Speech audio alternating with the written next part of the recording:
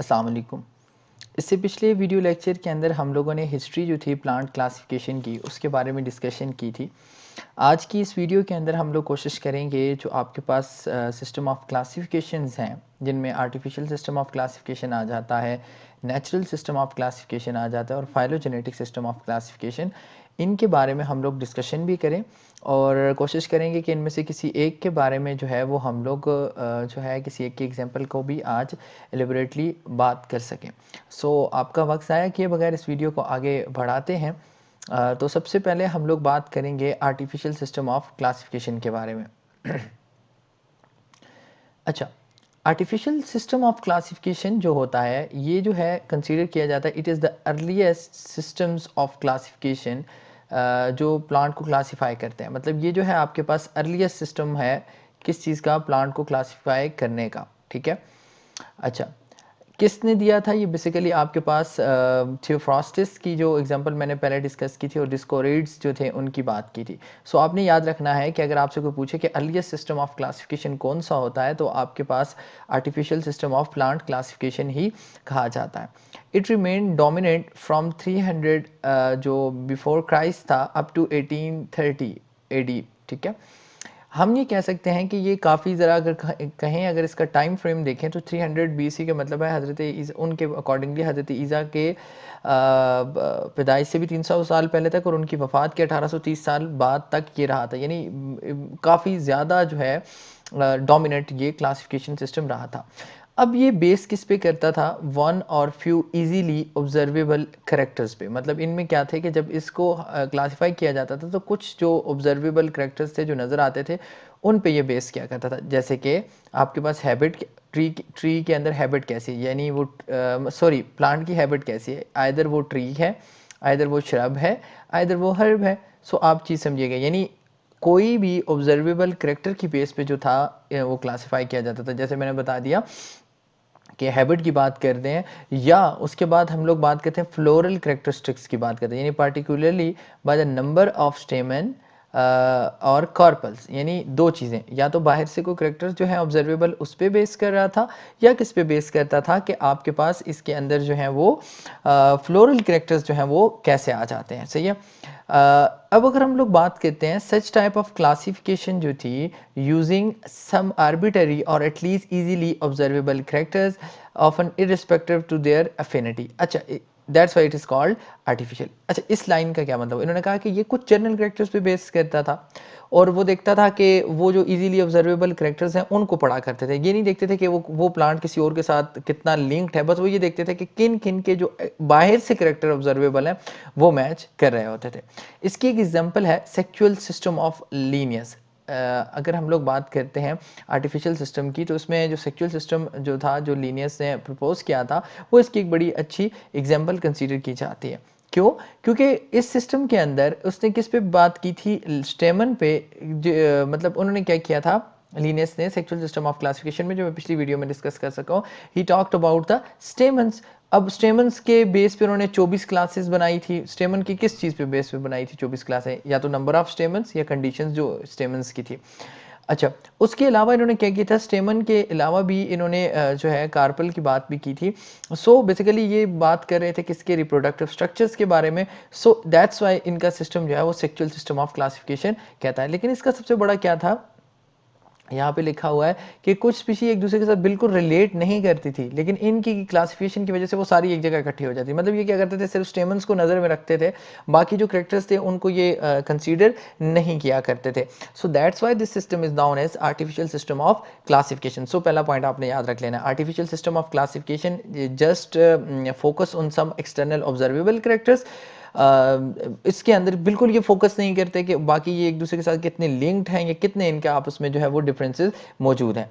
सही है। इसी वजह से क्या हुआ कि इन्होंने स्टेमन की बेस पे जो करेक्टर्स को आइडेंटिफाई किया था, मतलब स्टेमन की बेस पे इन्होंने क्या किया था, जो ग्रुपिंग की थी उसमें इन्होंने ये नहीं देखा कि था कि एक प्लांट दूसरे के साथ कितना लिंक करता है या दूसरा प्लांट दूसरे के साथ कितना लिंक करता है। ये जस्ट क्या करते थे, बस स्टेमन कैसा है, कार्पेल कैसा है, तो उसकी बेस पे ये करते थे। That's why just external observable characters को फोकस किया गया। That system is considered to be the artificial system of plant classification. अच्छा, फिर हम लोग अगर बात करते हैं आर्टिफिशियल के बाद, एक सेकेंड, नेचुरल सिस्टम में ये होता है कि इसमें कुछ करेक्टर्स से बढ़ के हम बहुत ज़्यादा करेक्टर्स की तरफ मिल जाते हैं, यानी ओवरऑल रिजेम्बलेंस को देखते हैं। इसमें हम लोग बायर की मॉर्फोलॉजी भी देखते हैं और उसके अंदर हम लोग जितने ज़्यादा से ज़्यादा करेक्टर्स जो हैं हमें अवेलेबल होते हैं उनको स्टडी करने की कोशिश करते हैं। यानी पहले के अंदर ओनली सम जो एक्सटर्नल ऑब्जर्वेबल करेक्टर्स थे जो आर्टिफिशियल सिस्टम के अंदर they use these some external observable character as a basis of artificial system of classification. But in case of natural system of classification as mentioned here, the botanist try to focus on all available characters, मतलब जितने भी available characters मौजूद थे उनकी base पे क्या करते थे, वो क्लासीफाई करते थे। ठीक है, अब इनकी क्लासिफिकेशन जो कुछ प्रपोज हुई थी वो जॉन रे, बेंथम, हुकर वगैरह की हैं, जो कि बेस्ड थी नेचुरल प्रिंसिपल या प्लांट क्लासिफिकेशन पे। ठीक है, उसके बाद अगर हम लोग बात करते हैं नेक्स्ट, सॉरी मैंने बता दी नेचुरल में क्या है, जितने ज़्यादा करेक्टर्स जो हैं वो उनको फोकस किया जाता था। अब अगर हम नेचुरल की बात करते हैं, नेचुरल सिस्टम जो होता है वो 2 डायमेंशनल होता है। किस बेस पे? Data available at any time is known as horizontal classification. मतलब एक हॉरिजॉन्टल क्लासिफिकेशन आ गई जिसमें डेटा किसी भी टाइम पे मिल गया तो उसे हॉरिजॉन्टल क्लासिफिकेशन करते हैं। Whereas the addition of third dimension, past history or ancestral history result in phylogenetic classification as known as vertical classification या evolutionary classification। मतलब अगर प्रेजेंट में कोई डेटा शेटा मिल रहा है तो उसको तो हॉरिजॉन्टल में कंसीडर कर दिया, horizontal natural system of classification consider कर दिया। अगर एवोल्यूशनरी रिलेशनशिप को कंसीडर किया गया तो उसे हम लोग क्या कहेंगे, वर्टिकल क्लासिफिकेशन सिस्टम।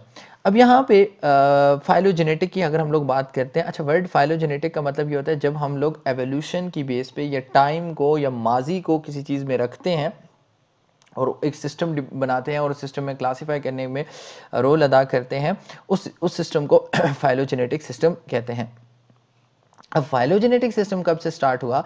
ये स्टार्ट हुआ था 1859 में, जब क्या हुआ था कि आपके पास ओरिजिन ऑफ स्पीशीज जो थी वो चार्ल्स डार्विन की जो थ्योरी थी वो प्रपोज हो चुकी थी। अब इसमें क्या हुआ था, they use as many taxonomic characteristics या characters as possible in addition to the phylogenetic interpretation. मतलब इन्होंने क्या किया, जितने कैरेक्टर्स मिल रहे थे वो तो इन्होंने कंसीडर किए, बट उसके साथ साथ इन्होंने क्या किया, इन्होंने जो एवोल्यूशनरी बातें थी, मतलब एक स्पीशी और दूसरी स्पीशी में से पहले कौन आया, उनके पहले आने या ना आने की रीजंस, मतलब पहले आने या ना आने की वजह से उनके आपस में क्या रिलेशनशिप्स हैं, उनको कंसीडर किया गया। देखें पहले में नेचुरल के सॉरी आर्टिफिशियल में जस्ट कुछ करेक्टर, नेचुरल में बहुत सारे करेक्टर, और फाइलोजेनेटिक की अगर हम लोग बात करते हैं, फाइलोजेनेटिक में वो तमाम करेक्टर भी, और उनके अलावा जो है वो किसकी बात भी की गई कि उनका आपस में एवोल्यूशनरी क्या रिलेशनशिप है। They are express in the form of phylogenetic trees और shrubs showing the presumes evolution of the groups। मतलब इन्होंने क्या किया, एक ट्री की फॉर्म बना देती, यानी मैंने ये किया कि ये एक इस तरीके से है, इसमें अगर हम लोग बात करते हैं ये एक इस तरीके से ट्री या उन्होंने श्रब टाइप कहा कि इसकी बेस पे कौन सी स्पीशी थी, फिर with the passage of time frame जैसे जैसे टाइम आगे बढ़ रहा है कौन सी स्पीशी आती है, फिर उसके बाद कौन सी स्पीशी आती है। सो आप इस चीज़ को समझिएगा, फाइलोजेनेटिक सिस्टम के अंदर बेसिकली क्लास क्या चीज़ यूज़ की जाती है, आपके पास जो है वो टाइम को भी कंसीडर किया जाता है कि कौन सी स्पीशी किस टाइम इवॉल्व हुई थी। फिर हम लोग बात करते हैं, अभी तो हमने तीनों सिस्टम के बारे में बात कर ली, फिर मूव करते हैं हम next linear system of classification, जिसे मैंने कहा था it is an example of we can say the artificial system of classification. So इसमें मैंने कहा था कि इन्होंने किसकी बेस पे, स्टेमन की बेस पे क्लासिफिकेशन की थी और 24 क्लासेस दी थी, जिसमें अगर हम लोग बात करते हैं, इन्होंने कहा था मोनेंड्रिया।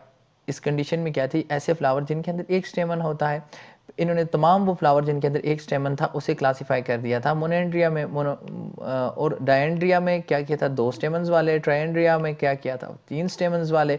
टेट्रांडिया में क्या किया था, इन्होंने 4 स्टेमन्स। इसी तरह करते करते डिफरेंट नेम्स हैं जो 12 तक गए हैं, तो इन्होंने क्या किया, ऐसे तमाम स्टेमन्स वालों को अलहदा जो है वो क्लासीफाई कर दिया था। ठीक है, और लास्ट में उन्होंने एक क्लासिफिकेशन दे दी थी आइकोसेंड्रिया के, जिसमें उन्होंने कहा था कि 12 से ज़्यादा जितने भी कहीं पे मौजूद हों फ्लावर्स के अंदर स्टेमन्स, उनको आप क्या करेंगे, आइसोकेंड्रिया के अंदर आइकोसेंड्रिया के अंदर क्लासीफाई कर देंगे। सो आप देख सकते हैं कि here we are talking about just the stamens and their numbers to classify the plant species. So that's why this system is known as we can say the sexual system of classification. Now moving to the next slide.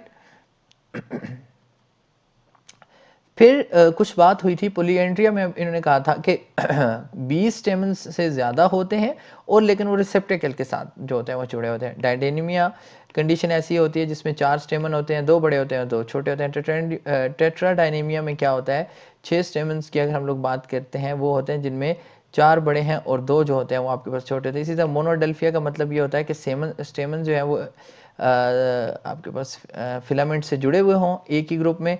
डायडेल्फिया में क्या है, 2 groups में stamens जो हैं वो जुड़े हुए होते हैं फिलामेंट्स के।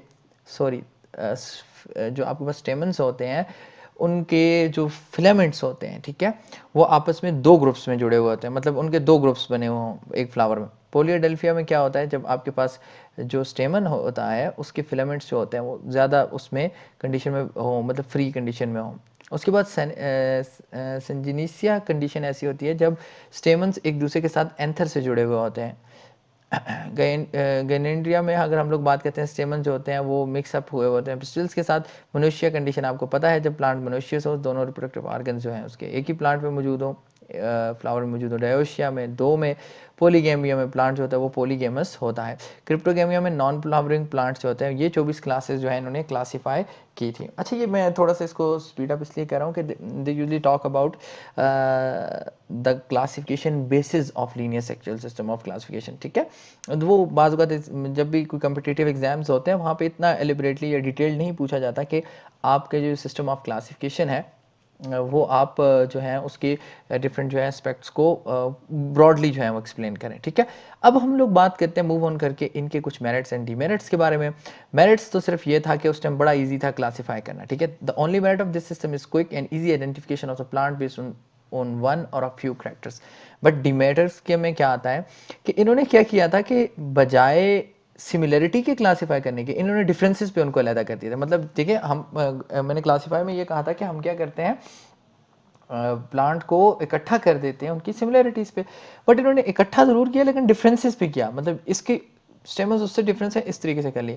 इस वजह से क्या हुआ कि जो क्लोजली रिलेटेड स्पीशीज थी वो बहुत दूर चली गई एक दूसरे से। मतलब जो एक जगह रखनी है, जो आजकल की क्लासिफिकेशन में एक जगह होती है, वो बहुत दूर होने लग गई।